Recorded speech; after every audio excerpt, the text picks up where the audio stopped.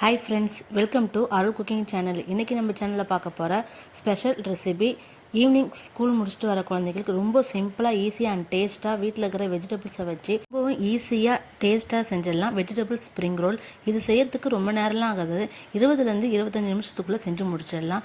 குழந்தைங்க ரொம்ப லைக் பண்ணி விரும்பி என்ஜாய் பண்ணி சாப்பிடுவாங்க. ஈவினிங் டீ காஃபியோட சாப்பிடும்போது ரொம்ப டேஸ்ட்டாக நல்லாயிருக்கும். கண்டிப்பாக ட்ரை பண்ணி பாருங்கள். அதுக்கு முன்னாடி என்னோட சேனலை சப்ஸ்கிரைப் பண்ணாமல் தான் ப்ளீஸ் சப்ஸ்கிரைப் பண்ணுங்கள். இப்போ வாங்க வீடியோக்குள்ளே போகலாம். ஃபஸ்ட்டு ஸ்டஃபிங்க்கு வெஜிடபிள்ஸை நல்லா குக் பண்ணிக்கணும். அதுக்கு ஒரு 2 ஸ்பூன் அளவுக்கு எண்ணெய் ஊற்றிருக்கேன். எண்ணெய் நல்லா சூடானதும் ஒரு மீடியம் சைஸ் வெங்காயத்தை நல்லா நீட்டாக சாப் பண்ணி அதில் சேர்த்துருக்கேன். நல்லா ஒரு 50% வெங்காயம் நல்லா குக் ஆனதும் ஒரு கையளவு கேரட்டு, கொஞ்சமாக yellow colour and red colour capsicum போட்டு குக் பண்ணியிருக்கேன். நீங்கள் க்ரீன் கலர் போட்டுக்கலாம். உங்களோட விருப்பம் தான். நீங்கள் என்ன வெஜிடபிள் வேணால் நீங்கள் சேர்த்துக்கலாம். கொஞ்சம் கலர்ஃபுல்லாக இருக்கட்டும்ன்றதில் நான் இந்த மாதிரி சேர்த்துருக்கேன். நான் ஒரு 60% அளவுக்கு குக் பண்ணிக்கிறேன்.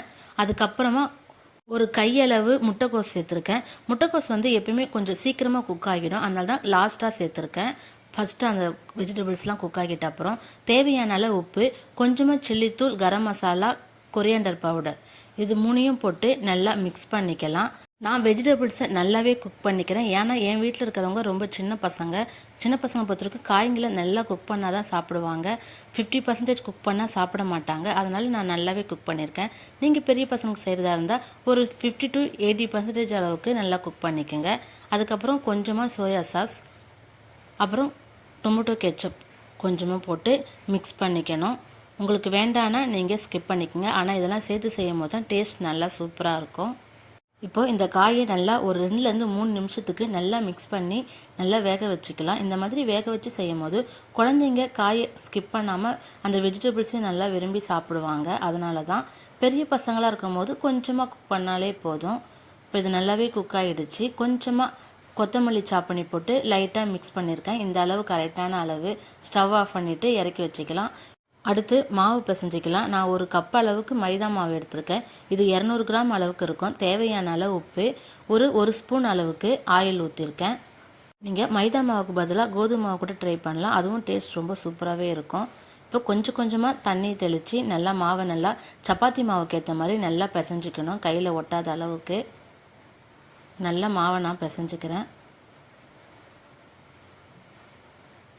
இந்த மாதிரி பிசைஞ்சிக்கோங்க. கையில் ஒட்டவே இல்லை பாருங்கள். அந்த அளவுக்கு நல்லா பிசைஞ்சிக்கணும். இந்த மாதிரி பிசைஞ்சு செய்யும்போது ஷீட் நல்லா சூப்பராக வரும். இப்போ நல்லா மாவு ரெடி ஆகிடுச்சு. நெக்ஸ்ட்டு மாவு உருட்டிக்கலாம். கொஞ்சமாக மைதா மாவு போட்டுட்டு ரவுண்ட் பண்ணி எடுத்து வச்சுருக்கேன். அவ்வளோதான், ஷீட் ரெடி ஆகிடுச்சு. இதுக்குள்ளே இப்போ ஸ்டஃபிங் ரெடி பண்ணிக்கலாம். ரெடி பண்ணி வச்சுருக்க வெஜிடபிள்ஸை ஒன் சைடாக எடுத்து வச்சுக்கோங்க.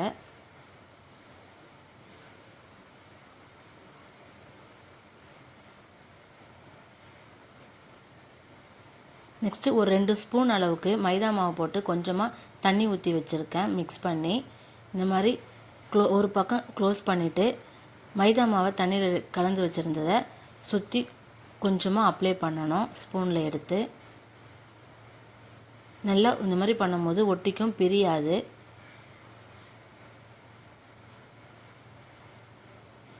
நல்லா அப்ளை பண்ணியாச்சு. இப்போ சுற்றி க்ளோஸ் பண்ணிக்கலாம். ஃபஸ்ட்டு இந்த சைடு, அதுக்கப்புறமா இந்த பக்கமாக க்ளோஸ் பண்ணிவிட்டு இதை அப்படியே கவுத்தி போட்டுக்கணும். லாஸ்ட்டாக அதையும் வச்சு க்ளோஸ் பண்ணிக்கலாம். இதே மாதிரி எல்லாத்தையுமே ரெடி பண்ணி எடுத்து வச்சுக்கலாம். ரொம்ப சிம்பிள் அண்ட் ஈஸியாக செஞ்சிடலாம். ரொம்ப டைம்லாம் எடுக்காது. அவ்வளோதான், எல்லாமே ரெடி பண்ணியாச்சு. இப்போ பொரிக்கிறதுக்கு தேவையான அளவு எண்ணெய் ஊற்றி வச்சுருக்கேன். எண்ணெய் நல்லா சூடானதுக்கு அப்புறமா 1 by 1 போட்டுக்குங்க. போட்டுட்டு அப்புறமா சிம்மில் வச்சு செய்யுங்க. அப்போ தான் நல்லா கிறிஸ்பியாக குக் ஆகும். அப்படி இல்லைன்னா சீக்கிரமாக தீஞ்சிடும். அப்பப்போ லைட்டாக கரண்டி வச்சு இந்த மாதிரி திருப்பி போட்டுக்குங்க. நல்லா கோல்டன் கலர் வந்ததும் எடுத்துக்கலாம்.